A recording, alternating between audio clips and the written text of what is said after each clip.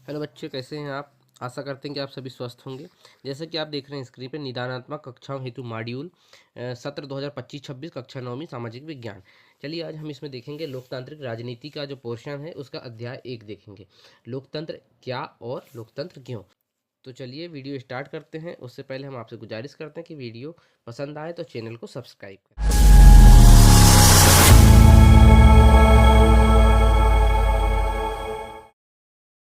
तो जैसा कि आप देख रहे हैं अध्याय 1, लोकतंत्र क्या और लोकतंत्र क्यों। तो इसमें लोकतंत्र के बारे में दिया गया पाठ है। इसमें देखिए लोकतंत्र का अर्थ भी बताया गया है। डेमोक्रेसी, लोकतंत्र यूनानी शब्द के डेमोक्रेशिया से बना है। यूनानी में डेमोस का अर्थ है लोग और क्रेशिया का अर्थ होता है शासन। इस प्रकार डेमोक्रेसी अर्थात लोकतंत्र का अर्थ है लोगों का शासन। लोकतंत्र शासन का वह रूप है जिसमें शासकों का चुनाव जनता करती है, लोकतंत्र कहलाता है। इसमें एक परिभाषा दी है अब्राहम लिंकन ने।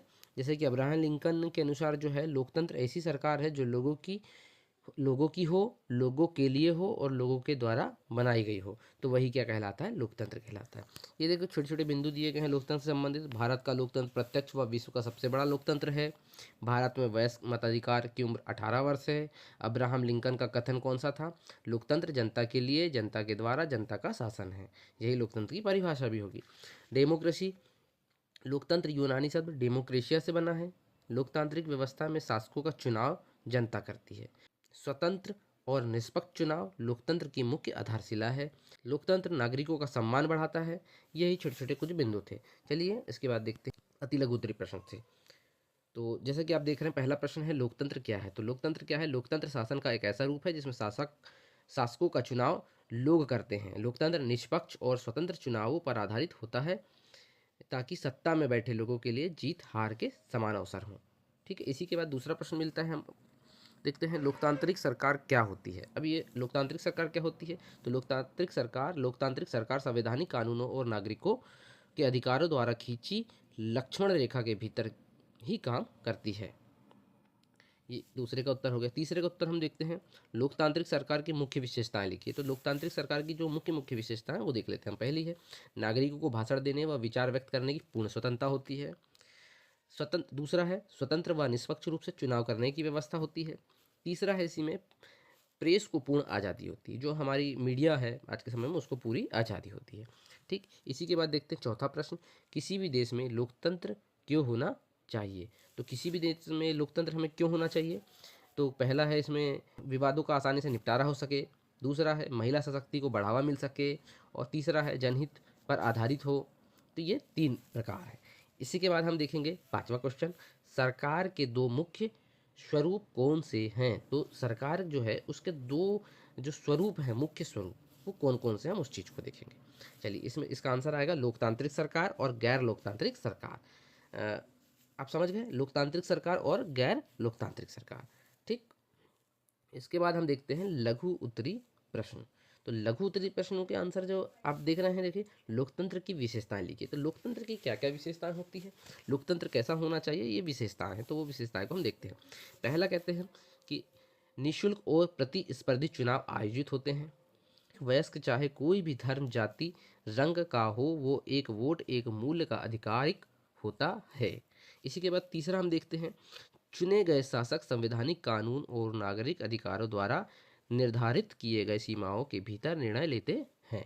इसके बाद इसी का चौथा देखते हैं हम, कानून का शासन संचालित होता है। तो ये जो है पहले का आंसर है, लोकतंत्र की विशेषता के ये आंसर दिए गए हैं।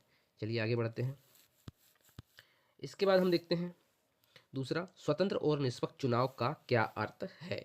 तो स्वतंत्र और निष्पक्ष चुनाव जो है उसका क्या अर्थ होता है, हम इसको समझते हैं। लोकतांत्रिक शासन व्यवस्था के अंतर्गत स्वतंत्र और निष्पक्ष चुनाव बिना किसी दबाव, पक्षपात के नागरिकों को चुनाव में भाग लेने का अधिकार होता है, जबकि राजतंत्र और सैन्य तंत्र में ऐसा संभव नहीं है। तो ये दूसरे का आंसर हो गया। ठीक, आप इतनी बात समझ पाए। इसके बाद आता है तीसरा क्वेश्चन, लोकतंत्र के खिलाफ कोई 3 तर्क दीजिए। तो ये लोकतंत्र के खिलाफ कौन से तर्क हैं ये हम देखते हैं।